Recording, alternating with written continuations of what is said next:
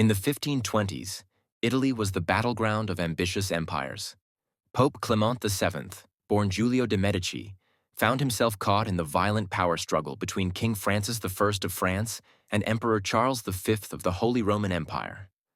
A member of the famed Medici family, Clement VII became pope in 1523 and inherited not only the spiritual leadership of Christendom, but also a treacherous political landscape. Initially, he tried to balance the great powers, but events soon forced his hand.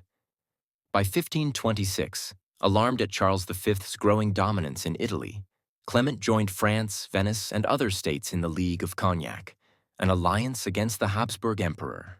This open opposition to Charles V set the stage for disaster. The War of the League of Cognac was raging, and it did not go well for Clement's side. Imperial forces, a mix of Spanish veterans and German Landsknecht mercenaries, won significant battles in northern Italy. However, these victorious troops were left unpaid and restless. Frustration and religious fury simmered among them. Many of the German Landsknechts were Lutheran mercenaries who hated the Pope and the Roman Church. In early 1527, deprived of pay and plunder, these mutinous soldiers decided to take matters into their own hands. They pressured their leader, Duke Charles of Bourbon, to march south on the richest prize of all, Rome. Emperor Charles V, though unhappy with an outright attack on the Pope, could not control his rogue army from afar. Thus, an enormous force of roughly 20,000 soldiers, Spaniards, Germans, and Italian mercenaries, moved toward Rome like a storm. As this threat loomed, Pope Clement VII scrambled to bolster Rome's defenses. The city's medieval walls, originally built by Emperor Aurelian centuries before, still encircled Rome, but its garrison was pitiful. Clement could muster only about 5,000 militia in the city, largely local volunteers, mercenaries, even craftsmen and clergy pressed into service. These militiamen were placed under the command of Renzo da Ceri, an experienced condottiere, mercenary captain. Alongside them was the Pope's small contingent of elite bodyguards, the Pontifical Swiss Guard, just 189 men strong. It was a woefully inadequate force to face a battle-hardened army of tens of thousands. Still, Clement VII hoped that fortifications, divine providence, or diplomatic maneuvering might save Rome. He even attempted to negotiate and bribe the oncoming army to turn back. Enormous sums were offered to Duke Bourbon to spare the city. Nothing worked. By early May 1527, the Pope's allies were too far away or too slow to help, and the enemy was at Rome's doorstep. The Eternal City braced for its worst sack in over 1,000 years. The Pope's Swiss Guard, a sacred duty. At the center of Rome's last line of defense stood the Swiss Guard, a tiny but formidable unit with an outsized reputation for loyalty. For decades, Swiss mercenaries had been prized across Europe as fiercely disciplined soldiers. The Papal Swiss Guard had been established in 1506 by Pope Julius II, and by Clement VII's time, they were an integral part of Vatican security. These guardsmen were all volunteers from the Swiss cantons, devout Catholics who swore oaths to protect the Pope with their lives. Dressed in colorful Renaissance tunics and armed primarily with halberds and swords, as well as swords and early firearms in some cases, they cut distinctive figures. Despite their ornate ceremonial garb, the Swiss Guards were highly trained professional soldiers, known for precision and courage. In May 1527, Commander Caspar Royst led the Swiss Guard. Royst came from a family with a proud tradition of service. His own father had commanded the Papal Guard before him. The Guard's ranks were like a tight-knit brotherhood. Many had families living in Rome and had served the papacy for years. They knew every corner of the Vatican palaces they protected. By all accounts, these 189 Swiss Guards understood the gravity of the coming fight. They were up against impossible odds, but their duty was clear: keep Pope Clement VII safe at all costs. In the shadow of St. Peter's Basilica, they quietly prepared for what would be the ultimate test of their fidelity and valor. The assault on Rome begins. Before dawn on May 6, 1527, the Imperial army reached the walls of Rome. The attack came with sudden ferocity. A dense early morning fog settled over the city, cloaking the movements of the besieging troops. Under this gray shroud, the Imperial soldiers advanced toward the walls near the Vatican and the Janiculum Hill. The main thrust of the assault targeted the poorly defended western sector of Rome. Duke Charles of Bourbon, the disgraced French nobleman turned imperial general, personally led the charge. Dressed in a conspicuous white cloak over his armor, Bourbon carried a ladder to scale the walls, urging his men forward through the mist. The city's defenders, perched along the ramparts, struggled to see the enemy until it was too late. As the invaders' ladders slammed against the walls, a desperate defense ensued. Renzo de Ceri's militia and the few papal artillery pieces opened fire. Among the defenders that morning was the renowned Florentine artist and goldsmith Benvenuto Cellini, who volunteered as a gunner. Through the chaos, Cellini took aim at a figure on the wall, reportedly the Duke of Bourbon himself. A single shot rang out, and Charles of Bourbon fell, mortally wounded by a bullet. Whether Cellini truly fired the fatal shot or embellished the tale in later writings, the effect was real. The invaders' commander was dead, slumped at the foot of Rome's walls. Any hope that Bourbon's death might stop the attack was immediately dashed. The opposite occurred. The enraged imperial troops, now leaderless and beyond any discipline, were driven into a fury. Officers lost control of their men. With ladders and sheer numbers, the attackers poured over the walls. In short order, the defense at the walls crumbled. By mid-morning, Rome's gates were thrown open or smashed, and thousands of soldiers swarmed into the streets. Crucially, the panicked Roman defenders failed to destroy or block the bridges over the Tiber River. This oversight allowed the invaders to quickly move deeper into the heart of the city. Columns of lanzknechts and Spaniards streamed across the Ponte Sisto and Ponte Sant'Angelo, heading toward the Vatican quarter. What followed was a scene of utter terror. The imperial army unleashed itself on Rome. The first targets were those in the immediate path of the onrushing troops. At the Ospedale di Santo Spirito, a large hospital not far from the Vatican, the sick and bedridden were mercilessly slaughtered in their wards.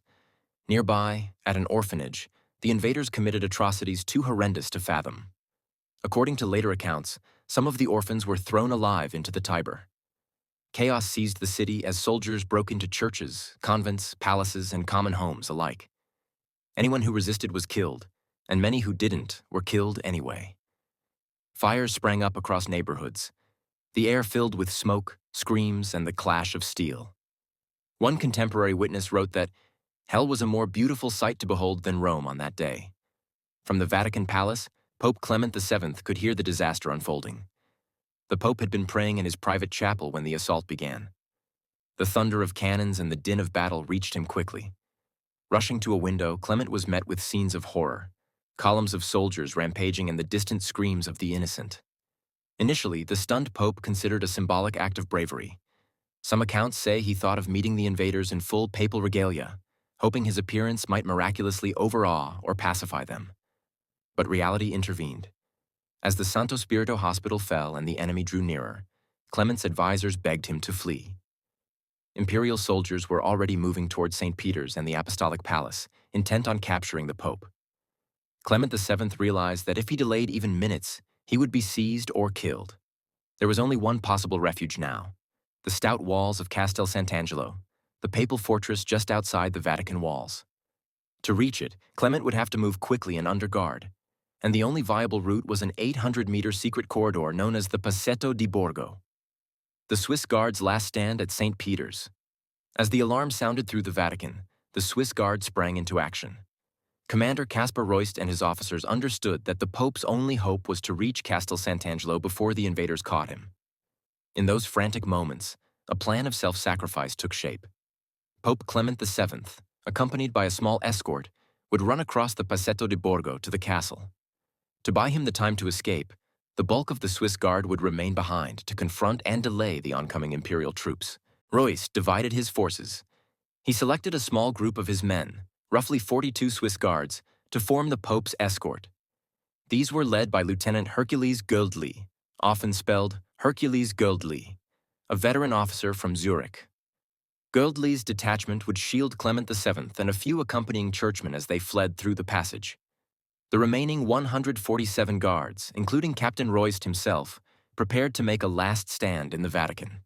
They knew full well that standing against thousands was a death sentence, but their duty to the Pope overrode all else. Every delay, even of a few minutes, could mean the difference between the Pope's escape or capture. The Swiss Guards took up position in the Vatican precincts to block the enemy's approach. They formed up near the Arch of the Bells and the courtyard leading into St. Peter's Basilica, effectively guarding the entrances to both the papal residence and the basilica itself. Just outside was the Campo Santo Teutonico, Teutonic Cemetery, and the ancient obelisk that then stood near St. Peter's, the same obelisk that now marks the center of St. Peter's Square. It was around this area that the Swiss drew their line. In grim silence, they readied their halberds, swords, and a few firearms. Many of these men had attended Mass with the Pope just hours earlier. Now they prepared to sell their lives dearly. They did not wait long.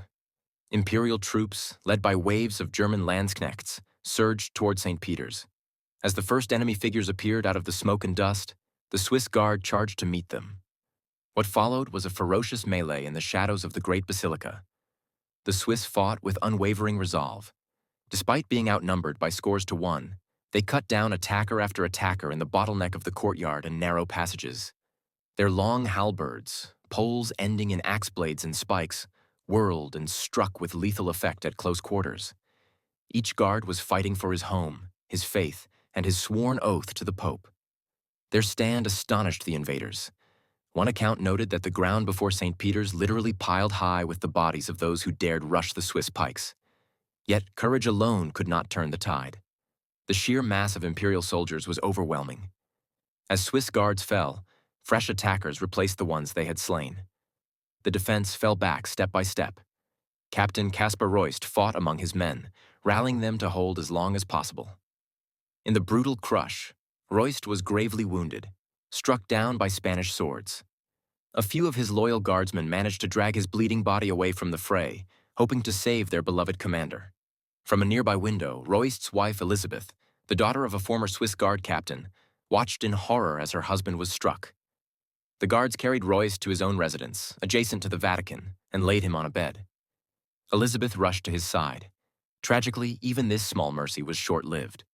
Roving Spanish soldiers soon discovered Royst. They burst into the house and slaughtered the injured captain in front of his wife. According to later retellings, the loyal Elizabeth tried to shield her husband. She was cruelly maimed, losing several fingers in the attempt. Back at St. Peter's, the remnants of the Swiss Guard continued to resist with fury.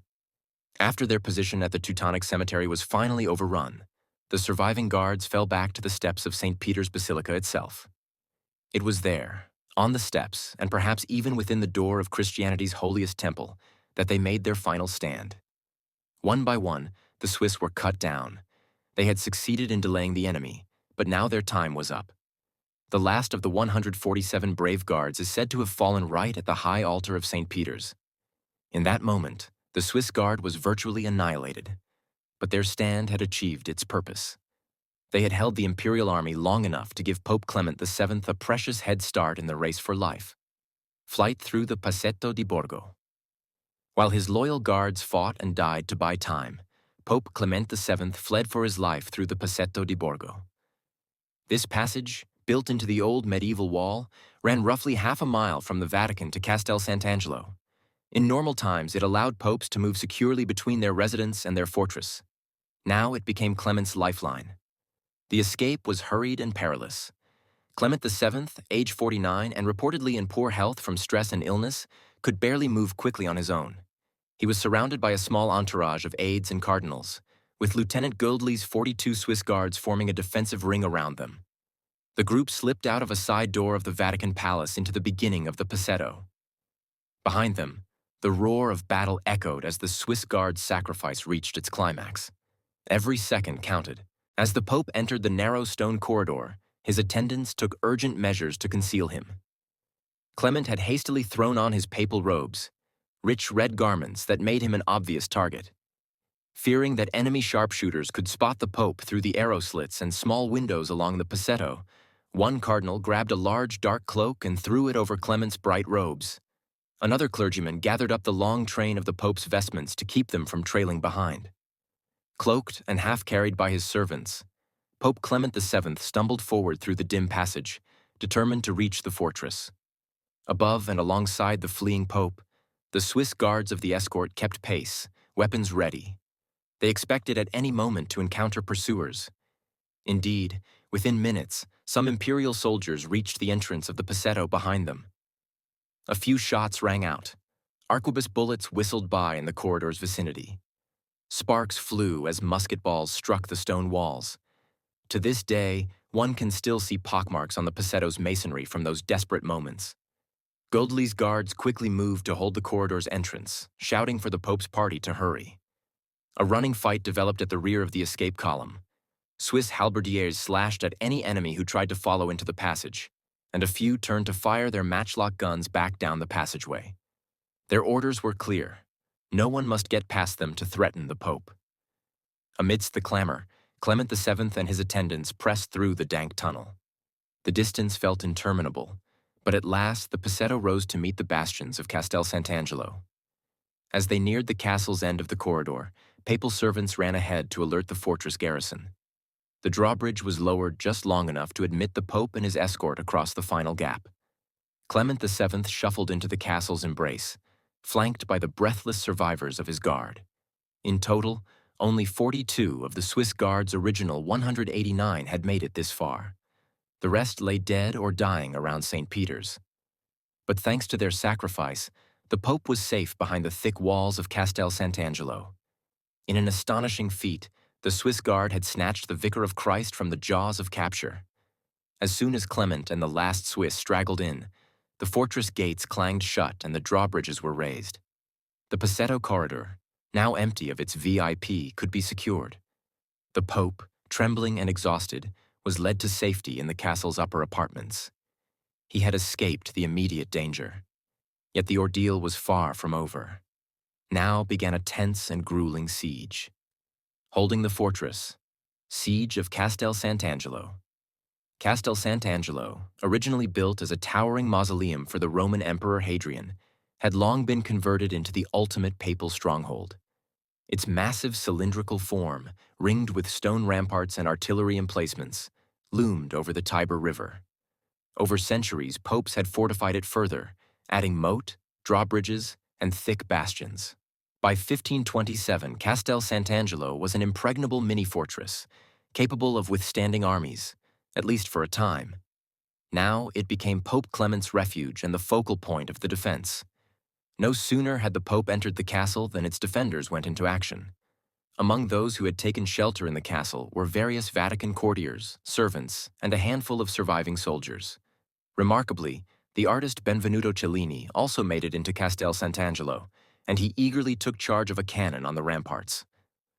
As the Imperial troops outside tried to approach the castle's perimeter, they were met with cannon fire and musket shot from the fortress. The remaining Swiss guards, though few, joined the castle's gunners at the battlements. They aimed the fortress's falconets and culverins, types of cannons, at any cluster of enemies in range. Volleys thundered out from Castel Sant'Angelo, blasting the nearest streets to keep the marauders at a distance. Thanks to these heavy guns and the castle's stout design, the initial attempts by Imperial soldiers to rush the fortress were repelled. Down below, the frustrated invaders swarmed around the Vatican and the Borgo district, but they could not easily take the castle by force. Unlike the city walls, Castel Sant'Angelo was far too strong to be breached without heavy siege artillery, which the Imperial army did not have. Thus, instead of a quick assault, the invaders settled into a siege, surrounding the castle to trap the Pope inside. From the ramparts, Pope Clement VII surveyed a hellish panorama. The city of Rome, which had been a thriving center of the Renaissance, was now suffering unspeakable horrors. Thick black smoke rose from burning buildings across the river. The Pope could hear gunfire, shouts, and screams carrying over the Tiber. According to accounts, Clement watched columns of Imperial troops rampaging through the holy sites of the city, and he wept at the sight of the destruction. The man who had been a patron of artists like Raphael and a prince of one of Italy's greatest families now stood helpless, a refugee in his own fortress, witnessing Rome's darkest hour. For days, violence reigned in Rome while Castel Sant'Angelo held out. The Imperial army indulged in an orgy of looting and violence. No one beyond the castle walls was spared. Churches were ransacked and desecrated. Soldiers stole golden chalices and tore jeweled reliquaries apart looking for gems. Ancient holy relics were mocked. One soldier set a captured bishop's mitre on a donkey and paraded it as the Pope. Bands of drunken landsknechts donned stolen ecclesiastical robes and staged blasphemous parodies of Catholic rites. Monks and priests were beaten, tortured, even killed in barbaric fashion. Nuns were assaulted in their convents. The civilian population suffered horribly. Thousands of ordinary Romans were murdered or left homeless. Piles of bodies clogged the streets and the Tiber River. Even many pro-imperial nobles and clerics were not spared unless they could pay hefty ransoms. The once glittering Renaissance Rome was being gutted before Clement's eyes. Powerless to intervene, the Pope is said to have vowed then and there that he would grow a beard as a sign of mourning and penitence. And indeed, Clement VII would never shave his beard again after the sack. Inside Castel Sant'Angelo, conditions grew increasingly grim as the siege wore on. The fortress was packed with over 1,000 people. Clement's household, dozens of cardinals and dignitaries who had managed to flee there, Swiss guards and other soldiers, and assorted citizens who found refuge behind its walls. Food and water were limited. Each day that passed, supplies dwindled further, and hunger and disease began to threaten those crowded within the castle. Pope Clement and the others endured a month of claustrophobic confinement, anxiously waiting for relief that was slow to come. Outside, the imperial besiegers patrolled to ensure no one escaped and no reinforcements entered. There were a few attempts at rescue. Forces of the Pope's allies from the north gathered, and sporadic skirmishes took place near Rome. But nothing decisive happened immediately. Meanwhile, the victorious imperial soldiers showed little interest in storming the castle by force since they were preoccupied with plundering the rest of Rome. They knew the Pope was effectively their prisoner even if they hadn't breached his walls. Surrender and a humiliated Pope. After about a month of stalemate, Pope Clement VII faced an agonizing decision. By early June 1527, the situation was untenable. The people inside Castel Sant'Angelo were on the brink of starvation. Any hope of timely rescue had faded. Emperor Charles V's forces, though unruly, still held the city in their iron grip. Clement opened negotiations, desperately seeking to save his life and end the ordeal. The result was a harsh deal that amounted to a surrender. On June 6, 1527, exactly 1 month after the sack began, Pope Clement VII agreed to capitulate. In exchange for sparing his life and ending the siege, Clement promised to pay an enormous ransom of 400,000 ducats, an astronomical sum at the time, to the imperial army. He also was forced to cede several important territories, such as Parma, Piacenza, Modena, and more, to the Holy Roman Empire, effectively dismantling some of the papal state's domain. The terms were humiliating, but Clement had no choice. When the Pope announced his surrender, the defenders of Castel Sant'Angelo stood down. The siege was effectively over. Even after this agreement, Pope Clement VII was not immediately free. The Pope and the cardinals who were with him remained essentially prisoners in Castel Sant'Angelo, while the victor's conditions were implemented. In a final insult, Clement was compelled to dismiss the remnants of his Swiss guard. In fact, the few Swiss guards who had survived the sack and siege were now in grave danger. Imperial commanders had no intention of allowing this papal elite corps to continue to exist. The 42 Swiss who had escorted Clement to the castle had bravely held out through the siege. But now, with Clement's surrender, their fate was sealed. According to later reports, those Swiss guards were executed or died in captivity after the surrender. Virtually the entire Swiss Guard of 1527 had been wiped out, either slain in their valiant last stand or killed in the aftermath. The Papal Swiss Guard as an institution ceased to function. It would not be reconstituted until 1548 under a different pope. Clement VII's nightmare continued for months. Although the worst of the violence tapered off after the initial weeks, imperial troops occupied Rome throughout the summer of 1527, further devastating what remained. Plague and disease swept through the ravaged city and even the occupying army, eventually killing many soldiers and forcing others to leave. The Pope, still effectively under house arrest in Castel Sant'Angelo, found the terms of his ransom hard to fulfill. The papacy's treasury had been looted and its income cut off. After paying as much as he could in gold and jewels, Clement eventually escaped his captors in December 1527. Disguised as a humble servant, he slipped out of Rome and made his way to the town of Orvieto. There, in exile, the Pope lived in relative safety under the protection of sympathetic forces until the political situation stabilized. When Clement VII finally returned to Rome in October 1528, he found a ruined city. Once home to 55,000 people, Rome's population had dropped to perhaps a fraction of that. Many had been killed, others fled, and thousands more died from famine and plague after the sack. The city's glory as the center of the High Renaissance was irreparably damaged. Grand palaces lay in ruins. Art treasures had been stolen or destroyed. Entire libraries and archives had been burned or pillaged. It would take decades for Rome to recover economically and demographically from this trauma. Historically, the sack of Rome in 1527 is often regarded as a turning point, marking the end of the Renaissance era in the city. Pope Clement VII himself was permanently scarred by the experience. Having survived by the grace of his loyal guards and a fortuitous escape, he now had to face the reality of drastically diminished power. In 1530, Clement VII and Emperor Charles V officially reconciled. In a ceremony in Bologna, Clement even crowned Charles V as Holy Roman Emperor, symbolizing a grudging submission. The Pope, who had once dared to challenge the Emperor, now acknowledged the overwhelming supremacy of Habsburg power in Italian affairs. Legacy of courage and sacrifice. Though the sack of Rome was a dark chapter in history, the heroism of the Swiss Guard on that fateful day left an enduring legacy. Their stand on May 6, 1527, became legendary, celebrated as one of history's great last stands, alongside events like Thermopylae or the Alamo. Nearly 150 Swiss guardsmen gave their lives in a single act of devotion to save their supreme pontiff. Their actions allowed Clement VII to live and the papacy to endure, however humiliated it was afterward. Without their sacrifice, the Pope likely would have been captured or killed, and the course of church history might have changed dramatically. The Catholic Church did survive the calamity, and in time it even rebounded with reforms and new resolve. The Counter-Reformation would begin only a few years later.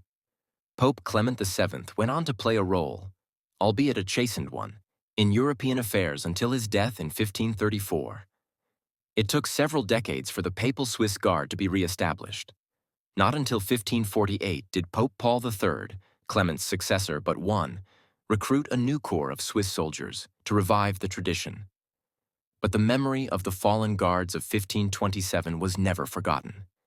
In fact, even in the present day, the Vatican honors their sacrifice. Every year on May 6th, the anniversary of the sack of Rome, new recruits to the Pontifical Swiss Guard are sworn in with great ceremony. They pledge to defend the Pope, taking their oath in the very courtyard of the Vatican where their predecessors fought to the death nearly 500 years ago. The date is no coincidence. It is a solemn tribute to the courage and loyalty shown on May 6, 1527. The defense of Castel Sant'Angelo and the escape of Pope Clement VII stand as a stark reminder of the turbulence of the era and the human cost of political conflict. A small band of steadfast guardians held off an army long enough to save one man, a man who symbolized the Church, from certain doom. In the annals of Rome, the sack of 1527 remains a scar, but also a story of undying loyalty. The blood of the Swiss Guards stained the steps of St. Peter's so that the Bishop of Rome could live to see another day. Their valor has been immortalized in art, legend, and the very ethos of the Swiss Guard Corps that continues to protect the Pope to this day.